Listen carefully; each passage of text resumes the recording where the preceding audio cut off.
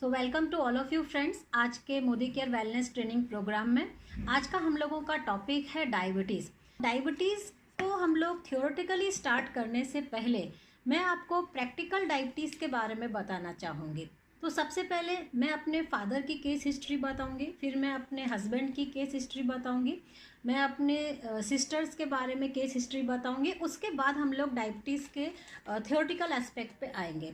सबसे पहले अपने फादर के प्रैक्टिकल अनुभव की बात कर रही हूँ। मेरे पापा को करीब 40 साल हो चुके हैं डायबिटीज़ के, लेकिन जब से उनको डायबिटीज़ हुई है वो बहुत ही ज़्यादा डायबिटीज़ के प्रति वेल अवेयर्ड भी थे, एजुकेटेड भी थे, और जो भी डॉक्टर उनसे कहते थे वो उसका प्रॉपर ध्यान रखते थे। मेरे फादर की अगर मैं डाइट की बात करूं तो डाइट में वो एक जुडिशियल डिसीजन लेके खाते थे कि खाने में जैसे वो रोटी भी खाते थे, चावल भी खाते थे, लेकिन जैसे 2 रोटी खाई तो थोड़ा सा उन्होंने चावल ले लिया। बाहर के जब वो खाना खाते थे या हम लोग जब भी बाहर खाना खाने के लिए गए तो हमेशा वो उसका बहुत ही स्मॉल अमाउंट लेते थे, घर में आने के बाद पूरी मील को लेते थे। डाइट में और एक चीज़ का वो ध्यान रखते थे कि अगर उन्होंने कुछ मीठा खाया है, क्योंकि हर डायबिटिक पर्सन भी एक इंसान है और उसको भी वही खाना खाने का मन करता है जो सब लोग खाते हैं, लेकिन वो स्पेशल इस बात का ध्यान रखते थे कि अगर उन्होंने कुछ भी एक्स्ट्रा ज़्यादा क्वांटिटी में खाया है, कभी रोटी ज़्यादा उन्होंने नॉर्मल डाइट से खा ली है, या चावल की क्वांटिटी ज़्यादा खा ली है, या उन्होंने मीठा खा लिया है जो उनको जितना नहीं खाना चाहिए उससे ज़्यादा उन्होंने मीठा खा लिया है, तो वो अपनी इंसुलिन की मात्रा को बढ़ा कर लेते थे। अपनी मेडिसिन पर उनको पूरा कंट्रोल था कि अगर कुछ भी ऊपर नीचे डाइट में हुआ है तो उन्हें मेडिसिन बढ़ानी है, और उस पर उनकी पूरी, उन्हें डायबिटीज़ जब से हुई है तब से डॉक्टर के टच में रह के कि कब उन्हें कम करना है और कब उन्हें ज़्यादा करना है। कभी मान लीजिए बीमार पड़ गए हैं, खाना ठीक से नहीं खा पा रहे हैं, उस टाइम में उनकी वो डोजेस को कम करना भी जानते थे, और कभी अगर कुछ चीज़ डाइट से ऊपर हो गई है तो उस कंडीशन में वो अपनी डोज को बढ़ाना भी जानते थे, जो उन्होंने डॉक्टर की कंसल्टेंसी में रह के पूरी तरीके से सीखी थी। तो डाइट पर उन्हें अच्छी तरीके से कमांड था और लाइफ स्टाइल उन्होंने बहुत अच्छी जी। इसके बाद एक्सरसाइज के लिए वो रेगुलर 4 किलोमीटर मिनिमम वॉक किया करते थे, वो उन्होंने कभी नहीं छोड़ा है। अपार्ट फ्रॉम दिस, जितने भी चेकअप होते थे वो रेगुलर बेसिस पे, उस टाइम में 40 साल पहले भी वो चेकअप के प्रति इतनी ज़्यादा अवेयर थे कि चेकअप वो बहुत टाइम पे कराते थे, मंथली बेसिस पे तो कराते ही थे। अगर उसमें ज़रा भी गड़बड़ उन्हें दिखा कि पीपी गड़बड़ है जो खाने के 2 घंटे बाद की जाती है, या फास्टिंग में ज़रा भी गड़बड़ आया है, या HbA1c में अगर ज़रा भी गड़बड़ आया, तुरंत वो मेडिसिन को डॉक्टर के साथ सेट कराते थे और तब तक फॉलोअप रखते थे जब तक कि ये सारी रीडिंग अंडर कंट्रोल में ना आ जाए। कभी भी उन्होंने अपने फॉलोअप को पीछे नहीं किया, कभी भी उसको नज़रअंदाज नहीं किया था। ये मैं सब आप लोगों को डिटेल में क्यों बता रही हूँ, क्योंकि यही एक डिटेल ऐसी है जो एक डायबिटिक पेशेंट को अंडर कंट्रोल में और अच्छी लाइफ जीने के लिए और डायबिटीज़ के फर्दर कॉम्प्लिकेशन से बचाने के लिए आपको काम आएगी।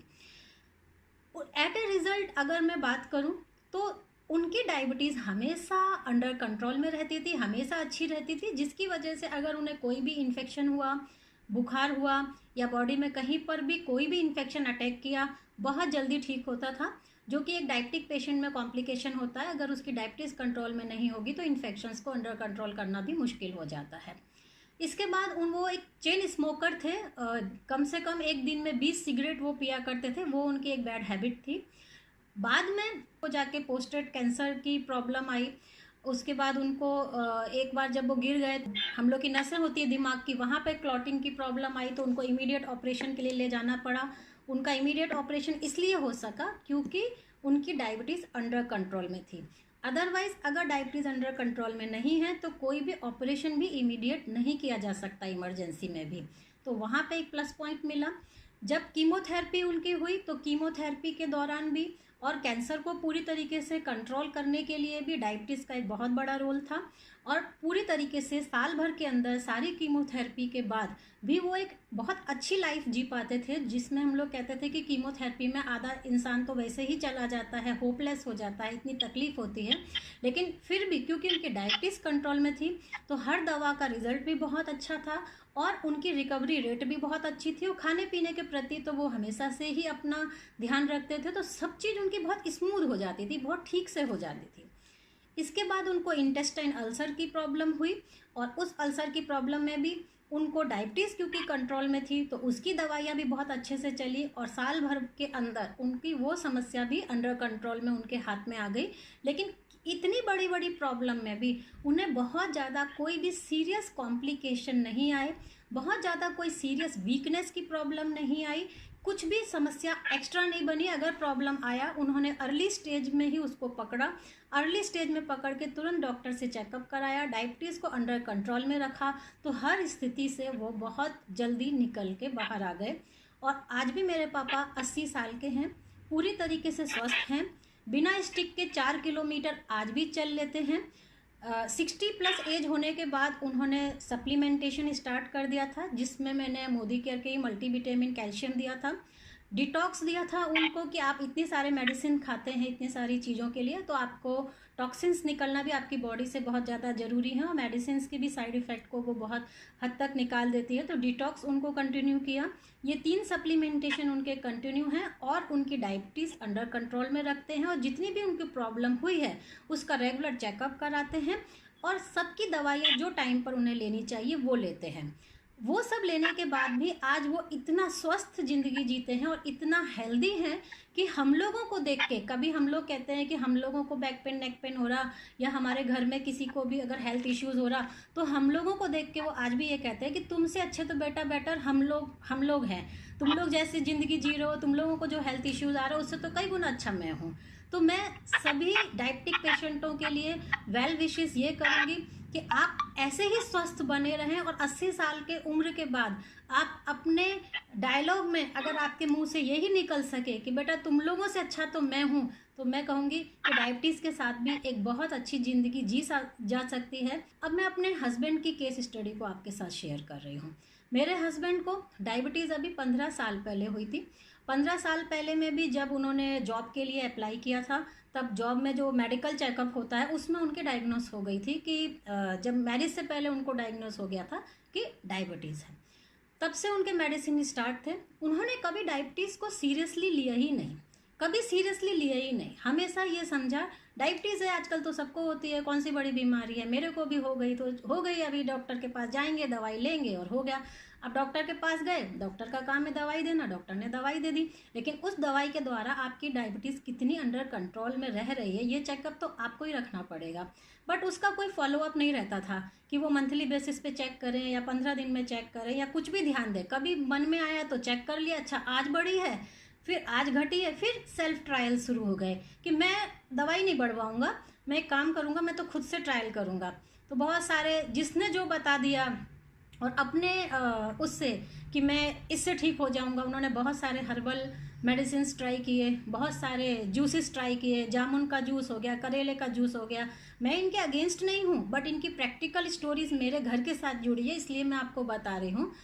इन सब से क्या हो गया, फास्टिंग कंट्रोल कर ली, पीपी कंट्रोल कर लिया। एक व्यक्ति 2 टाइम के डायबिटीज़ चेक करके तसल्ली से हो जाता है कि अरे ये सबसे तो मेरा कंट्रोल में हो गया, तो मैं मेडिसिन क्यों बढ़ाऊँ या क्यों चेंज करूँ, जो चल रहा था वो चलने दिया। लेकिन एक और फैक्टर था जिसका नाम था HbA1c, वो उन्होंने कभी उस पर ध्यान ही नहीं दिया। माने केवल फास्टिंग और पीपी तो उनकी कंट्रोल में आती थी, लेकिन और बाकी टाइम में जो भी शुगर लेवल था वो बढ़ा ही रहता था, जिससे 3-3 महीने का जो एवरेज है वो 8 से 9 पे आ जाता था या उससे हायर साइड में ही जाता था।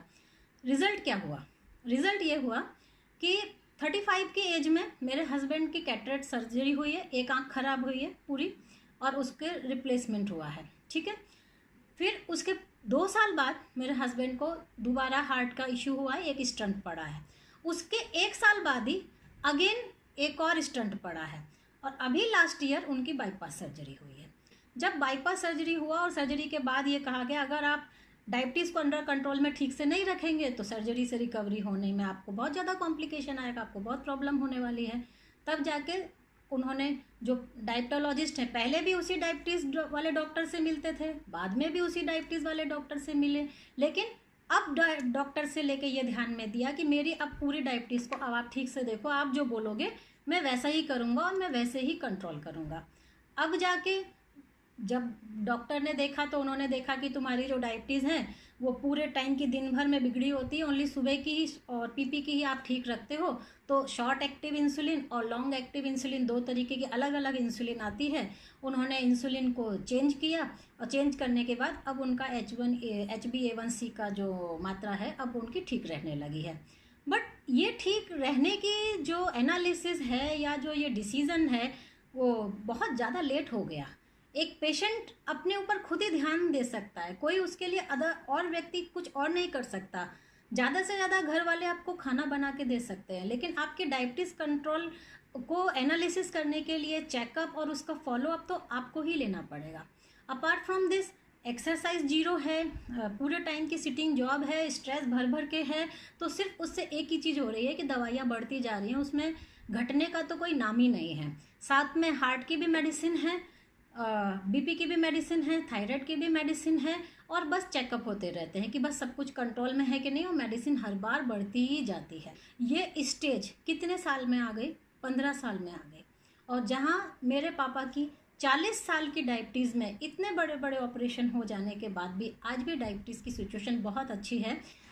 हम लोग 5 बहनें हैं, और उन 5 बहनों में मेरी जो सबसे बड़ी सिस्टर है उसको डायबिटीज़ नहीं है, क्योंकि वो योगा, एक्सरसाइज और डाइट तीनों पे उसका बहुत अच्छा कंट्रोल है। उसके नीचे वाली मेरी सिस्टर है, उसको डाइट उसकी पूरी परफेक्ट है, खाने पीने में तो बहुत ही ज़्यादा परफेक्ट है, एक्सरसाइज में भी बहुत ज़्यादा परफेक्ट है, लेकिन स्ट्रेस लेवल वो इतना ज़्यादा उसको मिलता भी है और वो लेती भी है। उसके कंडीशन में उसके नर्व्स डैमेज होना चालू हुई हैं। Nerves damage in the sense पूरे शोल्डर की नसें गई हैं, कार्टिलेज डैमेज, डीजनरेट होना चालू हो जाते हैं। अब स्पाइनल कॉर्ड की नर्व्स डैमेज होना चालू हुई है, बैठने उठने में दिक्कत पूरी तरह से होने लगी। जबकि डाइट पूरी ठीक है, एक्सरसाइज पूरी ठीक है, लेकिन स्ट्रेस को आना और उसे कंट्रोल करना दोनों पे उसका कमांड नहीं है, जिसकी वजह से जब उससे बात करो वो स्ट्रेस में रहती है, जब उसे बात करो स्ट्रेस में रहती है। और उसका असर किस पे आ रहा है? पूरी हेल्थ पे आता है, पूरी हेल्थ पे बुरी तरीके से आता है। उसके नीचे वाली मेरी सिस्टर है, उसको बीपी की प्रॉब्लम है, थायराइड की प्रॉब्लम है, लेकिन उसको डायबिटीज़ नहीं है, क्योंकि वो भी योगा और एक्सरसाइज और डाइट उसकी तीनों कंट्रोल में है, और स्ट्रेस मैनेजमेंट भी स्पेशल कंट्रोल में है। उसके भी नीचे वाली मेरी जो सिस्टर है उसको भी डायबिटीज़ की प्रॉब्लम है, उसको प्रेगनेंसी के टाइम में आ गई थी, और आने के बाद तब से उसकी कंटिन्यू है। वो भी इंसुलिन लेती है, लेकिन उसको भी बहुत ज़्यादा स्ट्रेस होता था, लेकिन वो ऐसे स्ट्रेस मैनेजमेंट प्रोग्राम से जुड़ी है जिससे उसने स्ट्रेस को कंट्रोल करने पे कंटिन्यूस वर्क किया है। हम लोग सोचते हैं ना स्ट्रेस एक छोटी सी चीज़ है, हम अपने आप कंट्रोल कर लेंगे। कभी कभी हमें ये भी बात ध्यान में रखनी चाहिए कि अगर स्ट्रेस आपके हाथ से आप खुद कंट्रोल नहीं कर पा रहे हो और उसके साइड इफ़ेक्ट आपको आपकी बॉडी में दिख भी रहे हैं, तो आप ऐसे संस्थाओं के साथ जुड़ जाइए, ऐसे काउंसलर के साथ जुड़ जाइए। आजकल तो स्ट्रेस मैनेजमेंट के ऊपर इतने सारे काउंसलर और डॉक्टर अवेलेबल हैं कि वहाँ से आप अपने स्ट्रेस लेवल को बहुत अच्छे से मैनेज कर सकते हैं, जिसकी वजह से उसकी डायबिटीज़ भी एकदम अंडर कंट्रोल में है और स्ट्रेस को वो मैनेज कर पाती है। मैं खुद एक लाइव एग्जाम्पल हूँ। मेरे को 2 साल पहले मेरी जो डायबिटीज़ थी वो बहुत हायर अमाउंट में नहीं थी, मैं प्री डायबिटिक कंडीशन में आई थी, क्योंकि मेरे फैमिली हिस्ट्री में डायबिटीज़ है, तो 50% चांस तो हो ही जाता है कि हम लोग डायबिटीज़ में आ जाएं। लेकिन मेरे जो 2 साल पहले की रीडिंग थी उसमें मेरी फास्टिंग कुछ 135 आई थी। जो मेरे HbA1c का रीडिंग है वो 6.8 के अप्रॉक्सीमेट था।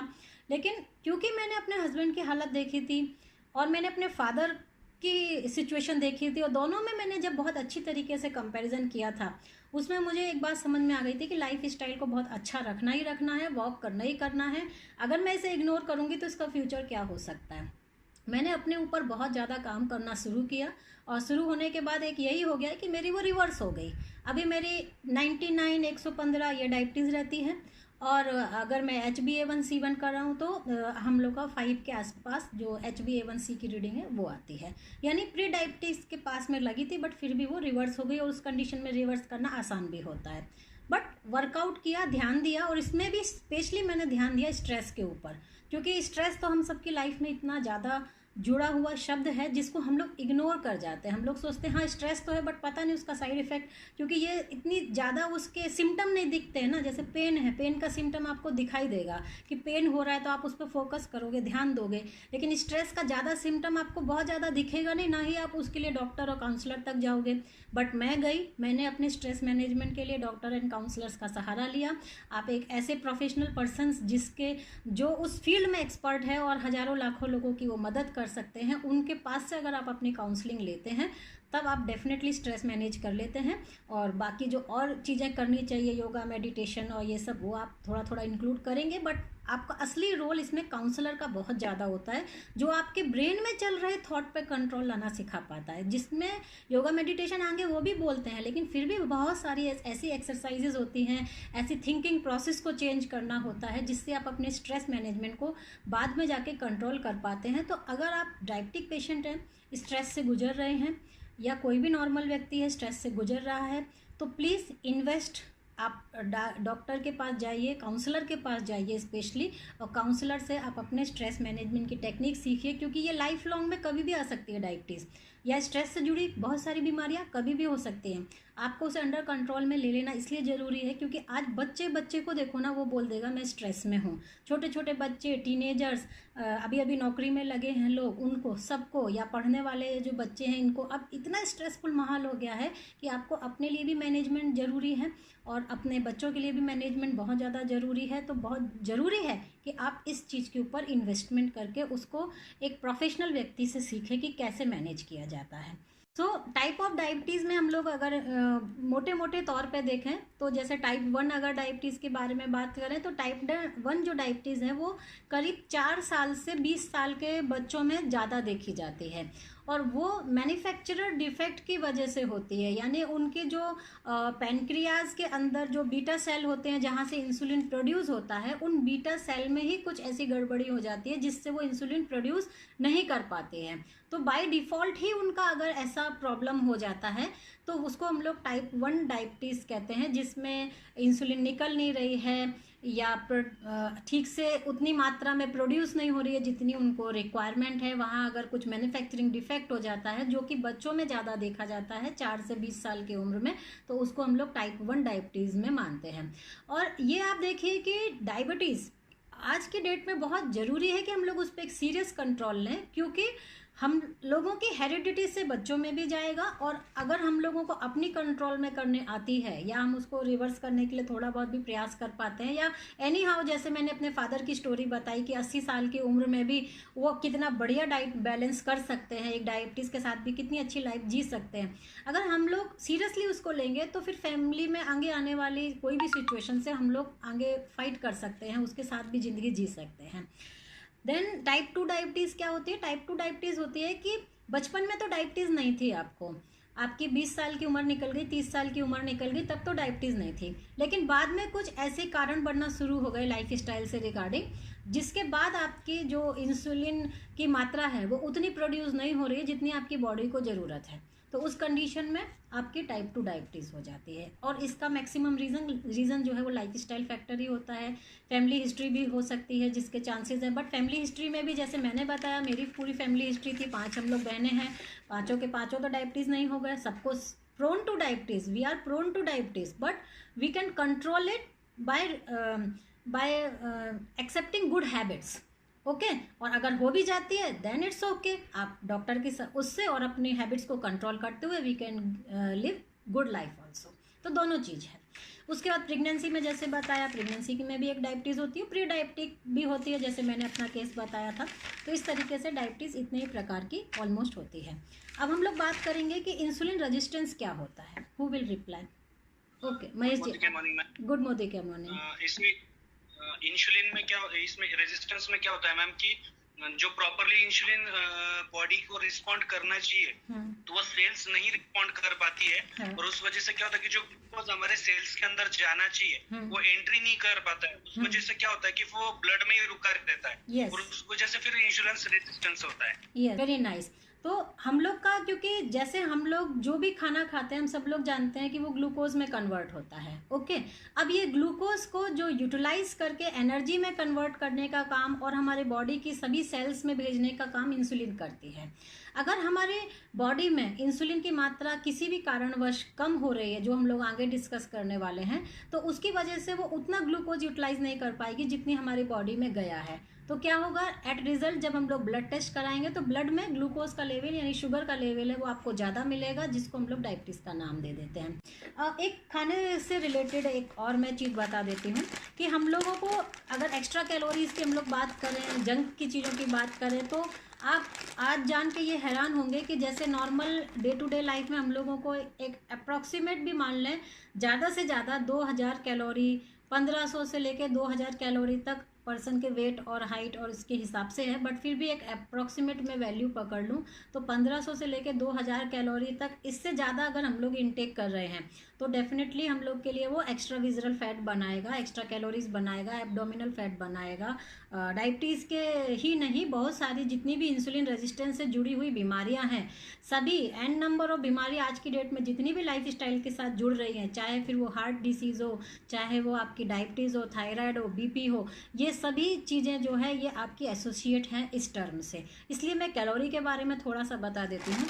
ये मान लीजिए नमकीन का कोई भी पैकेट है, ये पैकेट आपका 100 ग्राम के ऊपर, अगर इसमें हर किसी पे 100 ग्राम की वैल्यू दी होती है और इसमें अगर मैं 100 ग्राम पे एनर्जी की बात करूं, एनर्जी माने कैलोरी में एनर्जी काउंट होती है, तो ये देखिए 100 ग्राम यानी एक कटोरी आप अगर इसे बैठे बैठे नमकीन को खा जाते हैं तो आपको 587 कैलोरी आप इससे कंज्यूम कर जाते हैं।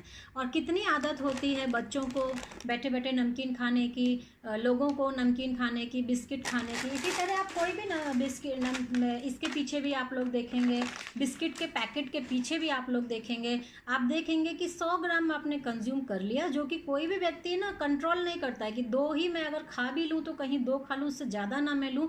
फिर वो 4, 5, 6, 8 हो गया 100 ग्राम ऊपर, और 100 ग्राम होते ही उसको जो ये कैलोरी चली गई है ये 500 से ऊपर चली गई है।